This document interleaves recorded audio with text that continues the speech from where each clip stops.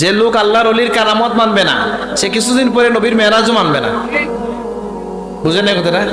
আর ওলি আল্লাহর কারামত যদি কেউ সবাই সর্বব্যাপী অস্বীকার করে, তাহলে কুফরিমূলক অপরাধ হবে। কারণ কোরআনে কারামতের উল্লেখ আছে কি নাই? মরিয়ম আলাইহিস সালামের কারামত আছে কি নাই?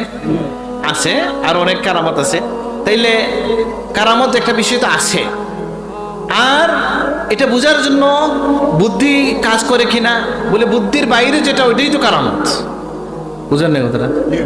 আর আমি শুনলাম বাংলাদেশের এই বিপ্লব উত্তর সময়ে একজন আসছে, মানে একজন কোন একটা দায়িত্ব পেয়েছেন, উনি একটা ব্যাখ্যা দিছেন যে শাহজালাল রহমতুল্লাহ আলাইহি যে মুসল্লা দিয়ে পার হইছেন, এটার ব্যাখ্যা হইতেছে উনি তো আরব দেশ থেকে আসছেন, তো আরব দেশের মুসল্লাগুলো ছিল এই চামড়া, আর চামড়ার মুসল্লা তো হয় না, ওই পানিতে ডুবে না, সুতরাং এটা দিয়ে তো